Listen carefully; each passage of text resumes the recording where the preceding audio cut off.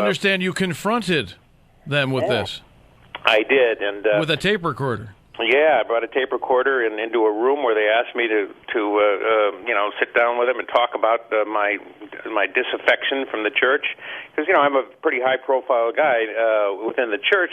I am sort of the face of Scientology. You walk in any organization worldwide, and this film that you played the clip of is played to every potential new person that comes into a church, so they learn what a Church of Scientology is. So it's a little embarrassing to have their main spokesman suddenly saying, this isn't all that it's cracked up to be and all that I make it. Of course, in the mid-'90s, when I made that film, I was still very much a believer and drinking the Kool-Aid. And now, so why did they tell you, Larry, that they weren't going to give you your money back, even though they state that they will? They're angry when anyone publicly goes out into the public and begins to say something negative about the church.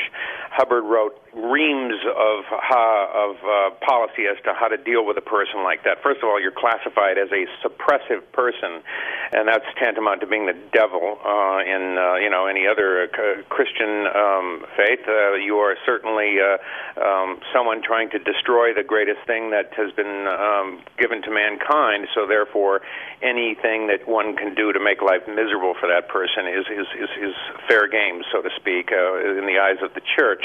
And so they use the law to harass you. They're going to make me, get an attorney and sue them and spend lots of money in order to finally behave according to their own policy that they agreed with the IRS that they would do, and that is refund the money if the services have not been delivered that a person has sitting on account. They're living off all of this interest on my more than $100,000 still sitting on account.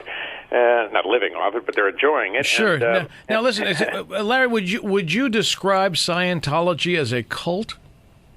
Well, I actually haven't taken the time to look up the word cult in a dictionary. I mean, it's thrown around by people, so I'm sure it has a very technical definition as to what it is or what the criteria for cult is. But, I mean, if you sort of can't tell from what I'm saying about it, that it's not certainly a church that you want to go to every Sunday or every day, as most Scientologists do, then it's not a good religion. I would put it that way. So I'll hesitate from just. Do its leaders, as we have seen in some churches that are less than mainstream, sometimes the leaders of those churches build theme parks and fly in private airplanes and drive fancy cars. Is that the case with the leadership of Scientology? Well, I think just shy of the theme parks, you're pretty much right there on the nose there. They live a very, very nice and comfortable lives in really, really posh environment. I've been there. The place where we shot the films that I was involved in are really the lap of luxury, and they treated all the celebrities very well, yet they don't treat their own dedicated staff and parishioners who've belong to an organization, an elite corps called the Sea Organization, and these are the people that have dedicated their lives to Scientology, and they're really treated very, very poorly. They work 20-hour days, 7 days a week, never get time off. They're paid 20 cents an hour or right around that area. In fact, there's a few lawsuits now by some disgruntled and disaffected people who were in that Sea Organization, and it's going to cause the church a tremendous financial burden if it falls, it comes down against them. And Larry, do you think you're going to get your money back? I'm going to have to sue to get it, but they should have to follow policy, and I think most people in my shoes have gotten the money back. They just want to make it really, really difficult to do so. So, I mean, Larry, it's a story that very few of us have ever heard, because we really don't know. We're not exposed unless we walk through the doors of a Scientology church or office. It's a fascinating story. Is there a book coming out on this? I mean, not an L. Ron Hubbard book, but a Larry Anderson book? No.